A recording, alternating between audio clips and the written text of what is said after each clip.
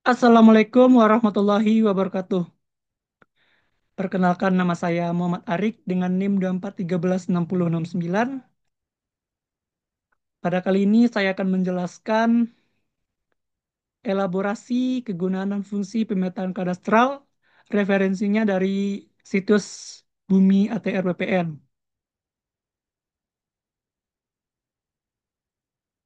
Pemetaan kadastral jam 7 sampai jam 9.40. Dosen pengampu Bapak Ari Yulfa. Baik,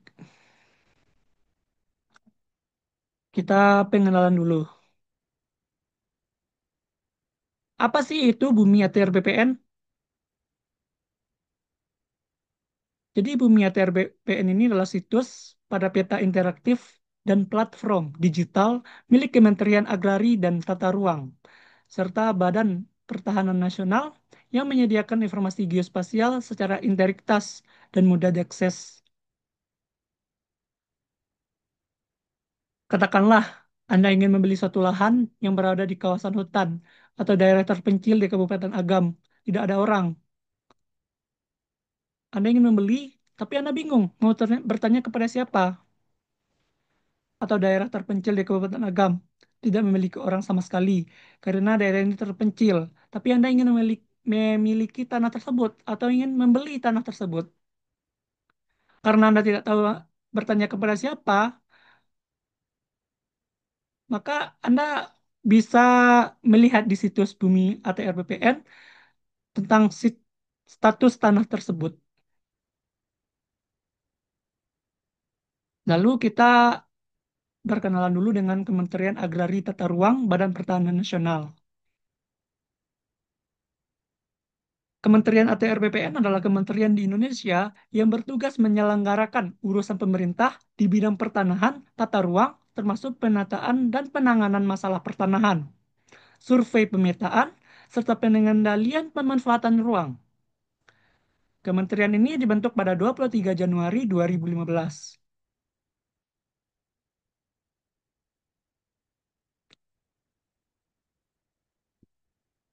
Kita lanjut eh, kegunaan dan fungsi. Nah, di Bumi ATR BPN ini ya, di sini kan kita menjelaskan nih apa-apa aja yang ada di bumi ATR BPN.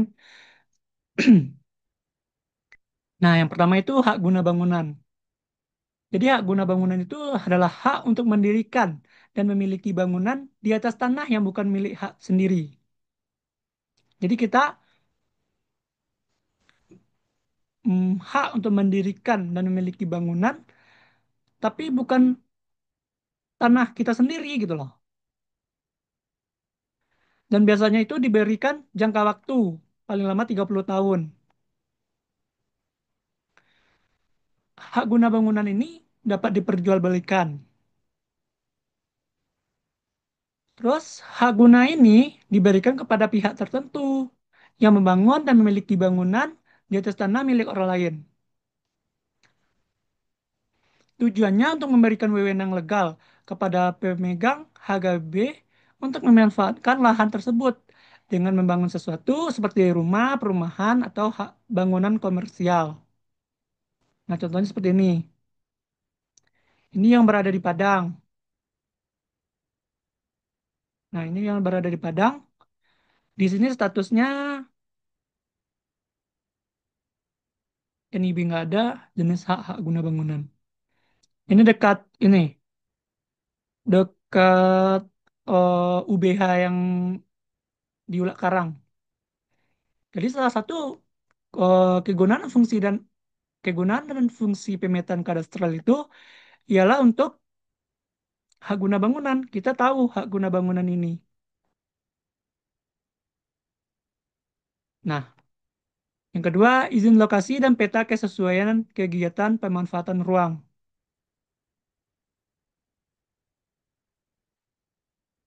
Merupakan persyaratan dasar perizinan usaha untuk memastikan rencana kegiatan sesuai dengan rencana tata ruang yang berlaku. Peta kesesuaian kegiatan pemanfaatan ruang adalah bagian dari proses KKPR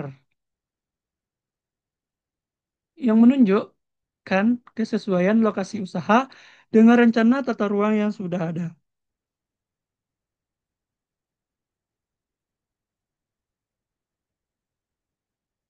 Siapa aja sih yang wajib memenuhi KKPR itu?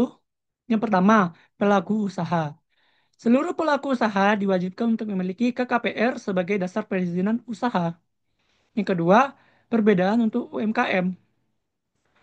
Untuk usaha mikro dan kecil, kemudahannya adalah menyampaikan pernyataan mandiri bahwa lokasi usaha telah sesuai dengan tata ruang dalam sistem OES.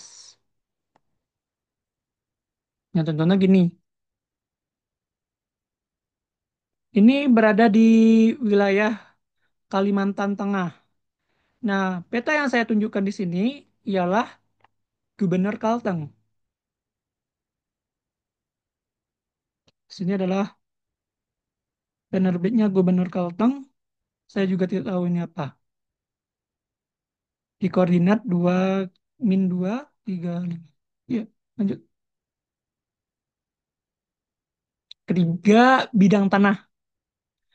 Merujuk pada bagian permukaan bumi yang terdefinisi secara spasial dan memiliki batas-batas tertentu, dapat diakses melalui peta interaktif aplikasi tersebut. Mengenai bidang tanah ini disajikan dalam bentuk peta digital yang akurat, menunjukkan lokasi, bentuk, dan batas-batasnya secara spasial. Bidang tanah adalah unit terkecil dari permukaan tanah yang telah dipetakan dan diadministrasikan secara hukum oleh Kementerian Hukum dan Kementerian Agrari dan Tata Ruang, Badan Pertanahan Nasional. Setiap bidang tanah memiliki identitas unik, yakni mencakup tipe H, luas, NIP, NIB, koordinat dan koordinasi dan akurasi. Nah, contohnya gini nih. Kalau warnanya itu orange, berarti itu adalah bidang atau kawasan yang terdaftar ke pusat, ke Kementerian ATR BPN. Berarti udah diurus gitu. Kalau yang warna merah di tepinya itu adalah hak pengelolaan. Sepertinya kayak bandara gitu contohnya. Kalau yang warna hijau itu belum terdaftar oleh Kementerian ATR BPN. Yang biru itu adalah unsur geografis. Nah, contohnya ya yang saya titik ini belum terdaftar. Nah, kalau yang di ini yang di asrama saya, tempat tinggal saya di Padang, itu sudah terdaftar ke Kementerian ATR BPN. Dan ini tipe H-nya adalah tipe H hak wakaf. Nah, kalau yang warna warna merah di tepinya itu ya, itu adalah hak guna. Ya, hak guna ya. Hak pengelolaan. Nah, ini adalah bandara, Pangkalan Udara TNI AU. Oke, baik. Lanjut. Zona nilai tanah. Nah, teman-teman kan tahu tuh, ketika teman-teman ingin menjual tanah nih, jadi teman-teman tuh kayak bingung nih, ini per meternya ini berapa ya? Atau sebidang tanah ini berapa gitu harganya. Nah, dengan menggunakan aplikasi Bumi ATR BPN, teman-teman tahu tuh zona nilai tanahnya. Nah, menurut elaborasi yang saya cari ya, informasi ini berupa peta poligon yang berisi sekelompok bidang tanah. Di dalamnya memiliki zona nilai tanah relatif sama. Ditetapkan oleh Kementerian ATR BPN melalui survei dan analisis transaksi jual beli, serta faktor lain. Nah, ini juga berfungsi bagi acuan pemerintah, pengembang, atau masyarakat. Fungsi zona nilai tanah itu memberikan informasi yang jelas, memberikan informasi harga tanah, lalu membantu merencanakan penggunaan lahan. menghindari sengketa, serta menjaga legalitas dan keamanan transaksi properti. Nah, contohnya saja ini di desa saya ya, yang dekat rumah saya ini. Ini warnanya warna hijau, hijau yang mencereng banget, udah terang ya. Ini kisaran harganya ini 2 juta sampai 5 juta di sekitar sini, di sekitaran sini, sini. Nah, di sini nih harganya udah 2 juta sampai 5 juta. Nah, disitulah rumah saya ya.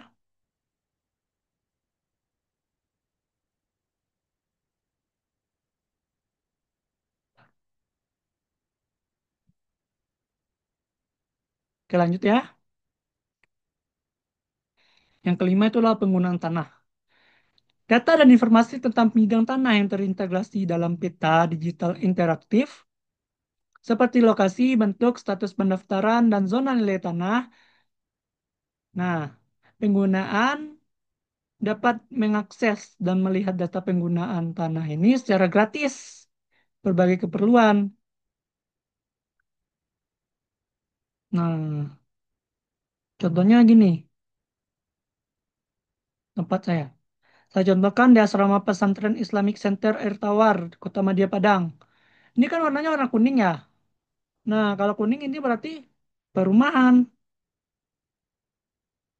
Saya satu data aja saya masukkan ke sini. Ini juga ada kalau warnanya biru itu transportasi atau instalasi. Kalau warna hijau itu hutan. Kalau warnanya orange gitu udah kawasan terbangun. Oke, lanjut kawasan hutan. Kawasan hutan merupakan kawasan. Oke, kita ulang.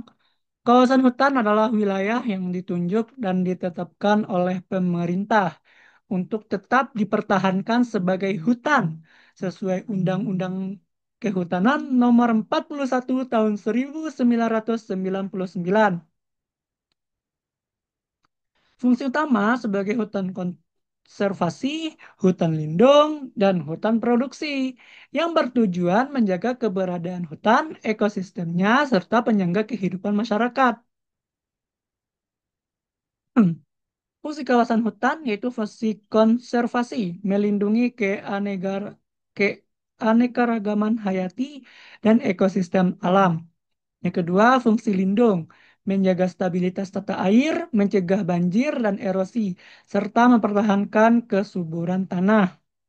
Nah, yang ketiga adalah fungsi produksi ya, biasanya untuk kepentingan pembangunan. Nah, ini contohnya ya.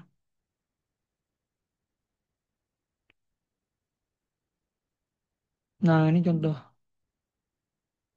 Contoh kawasan hutan di Sumatera Barat seperti berikut. Kalau yang warna ini, warnanya ini adalah hutan produksi yang dapat dikonversi. Oke, lanjut.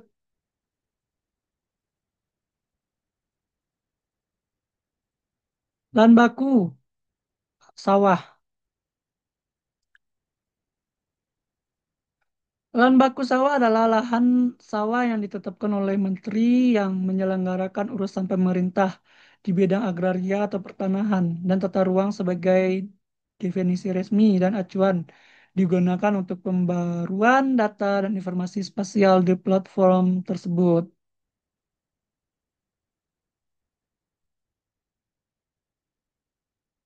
Kenapa dianggap penting?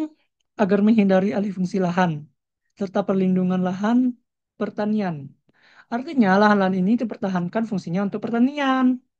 Jika ada kebutuhan mendesak untuk mengubah peruntukan, misalnya proyek strategis nasional, harus ada rekomendasi khusus dari Menteri ATR BPN. Biasanya diwajibkan untuk menyediakan lahan pengganti.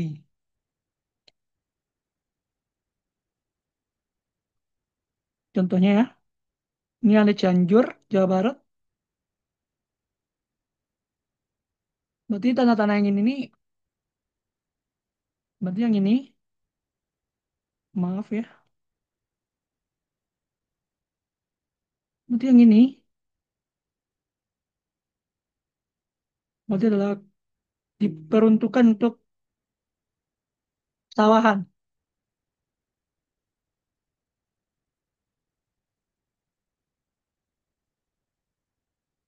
Oke, lanjut.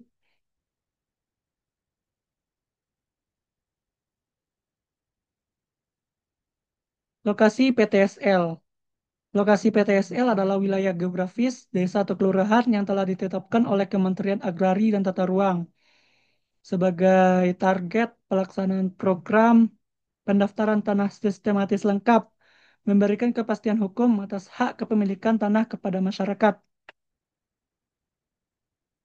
Melalui program ini, pemerintah melakukan pengukuran dan pemetaan seluruh bidang tanah di suatu desa atau kelurahan. Hasilnya, setiap bidang tanah yang memenuhi syarat akan diberikan sertifikat hak atau tanah yang sah. Program ini sangat membantu masyarakat untuk mendapatkan sertifikat secara gratis yang sebelumnya sulit ataupun mahal. Inilah contoh hmm, eh, lokasi PTSL yang berada di Nagari Lasi atau Kelurahan Lasi ya di Kabupaten Agam. Jadi warga-warga yang ada di sini sertifikat tanahnya gratis diberikan asalkan memenuhi syarat dan sah. Nih, contohnya saja di Nagari Lasi ya, salah saya sengaja yang buat itu. Yang kesembilan adalah hak guna usaha. Hak guna usaha adalah hak untuk mengusahakan tanah yang dikuasai negara untuk perusahaan pertanian, perkebunan, peternakan, atau perikanan dalam waktu tertentu. Bertujuan untuk memberikan kepastian hukum atas tanah bagi pengusaha, serta mendorong pertumbuhan ekonomi melalui kegiatan usaha di bidang tersebut. Dalam konteks bumi ATR BPN, hak guna usaha adalah suatu jenis hak tanah yang yang datanya itu terintegrasi, ditampilkan dalam platform tersebut. Nah,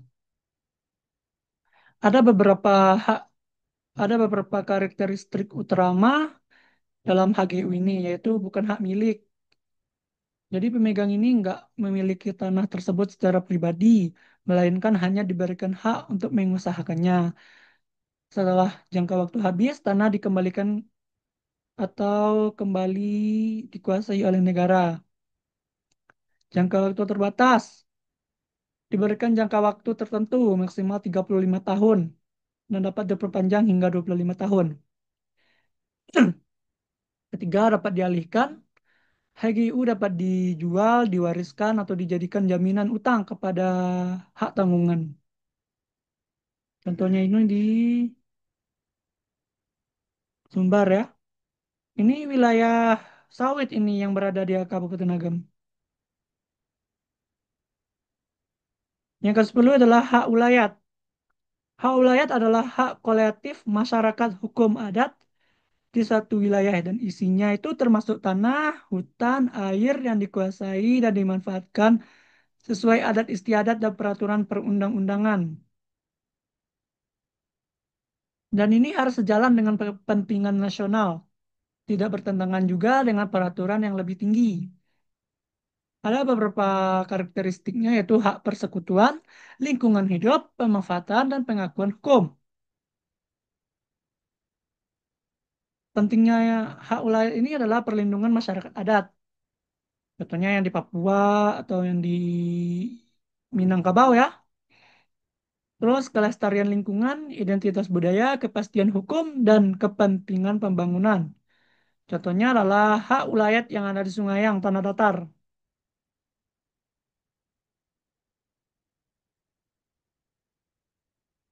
Baik. Dalam aplikasi atau situs Bumi ATR PPN ini, kita juga dapat menghitung jarak, mencari lokasi jalan, serta pengukuran. Yang pertama adalah pengukuran. Jadi cara menggunakan Oh, pengukuran ini ya menggunakan Bumi ATR BPN, yaitu bukalah situs yang ada di sini, yang ada di sini. Ini kan ada tanda itunya ya. Tekan itu. Nah, lalu tekan ukur panjang. Nah, ini tentukan titik bidik dan titik target. Setelah saya coba sendiri nih, saya menentukan nih, saya menentukan dan menemukan hasil sebagai jarak dari Kota Padang ke rumah saya sendiri itu sekitar 62 kilometer. Jika ditarik dengan garis lurus ya, rumah saya yang di Bukit Tinggi, dan ini asrama saya yang dari Padang.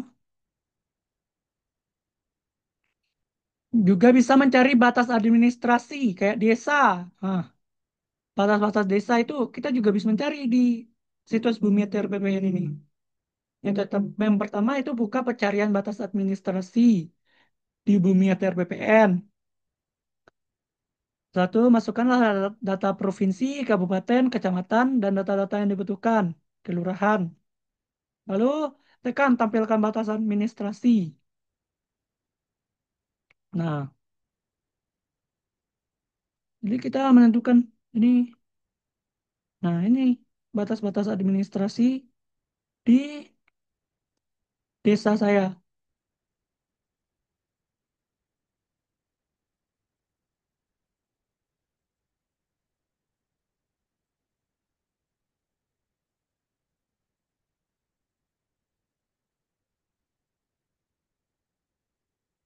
Hmm. Ini contoh. Saya hapus dulu ya.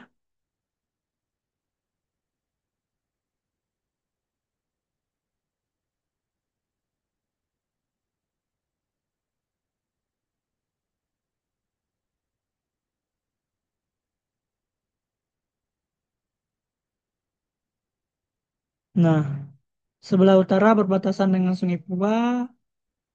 Mohon maaf. Sebelah utara berbatasan dengan Kota Bukit Tinggi. Sebelah selatan berbatasan dengan Sungai Pua. Sebelah barat berbatasan dengan Ladang Laweh. Sebelah timur berbatasan dengan Bukit Batabuah. Sekarang kita menjelaskan fungsi dan manfaat bumi atau RBPN bagi masyarakat. Jadi, apa saja sih? Apa aja fungsinya, manfaatnya? Yang pertama itu jelas pengecekan status bidang tanah, verifikasi sertifikat tanah, mendeteksi potensi konflik, akses data ruang terbuka, serta informasi peta kawasan hutan. Dia juga memberikan informasi peta kawasan hutan. Sebagai keperluan, juga bisa untuk pengecekan zona nilai tanah, dasar pengambilan keputusan, informasi rencana detail tata ruang, identifikasi lahan pertanian berkelanjutan, serta akses data geospasial lainnya.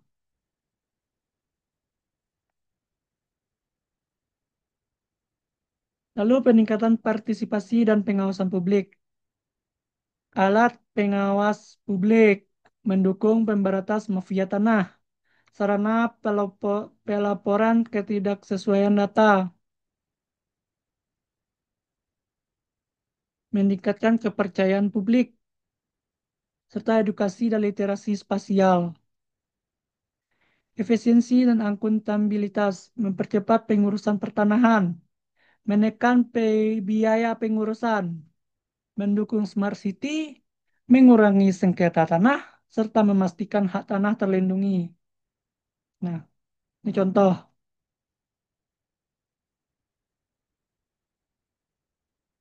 Bagi developer, itu memudahkan developer dalam memperoleh informasi geospasial terkait bidang tanah, menyediakan akses data, membantu developer memberikan informasi transparan kepada konsumen, mempercepat proses observasi dan survei lapangan, mendukung perencanaan pembangunan, meminimali, memin, menimi, meminimalkan resiko kesalahan,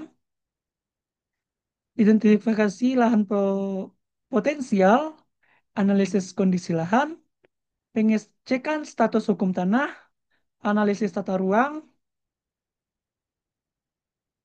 analisis zona nilai tanah, studi kelayakan proyek, penilaian aset. Juga bisa banyak ya kegunaannya itu. Juga bisa pemilihan lokasi strategis, juga bisa mengukur atau memetakan awal. Bagi anak pemetaan kadastral ini sangat berguna. Juga bisa untuk pemasaran properti, pengajuan perizinan, verifikasi bidang tanah, identifikasi lahan terlarang, pemasaran properti, mitigasi risiko, juga verifikasi bidang tanah contohnya. Ya, baiklah, mungkin segitu yang dapat saya sampaikan pada pertemuan kali ini. Jika ucapan saya itu kurang jelas,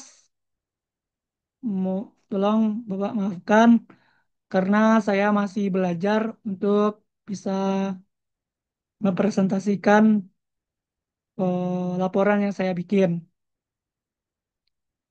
Sekali lagi terima kasih. Assalamualaikum warahmatullahi wabarakatuh.